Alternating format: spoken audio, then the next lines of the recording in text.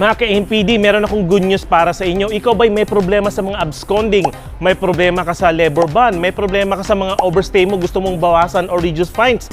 At may problema ka sa mga passport mo na hawak ng employer mo? Or kung gusto mong tulungan dahil ikaw ay run away? Nako, meron tayong PRO services dito sa Global Connection Companies. Pwede po kayong i-assist. Kung gusto niyo po mag-inquire, again, wag na pong mag-comment paano, interested or ano man dyan, pwedeng tawagan at i-WhatsApp ang number na nasa screen.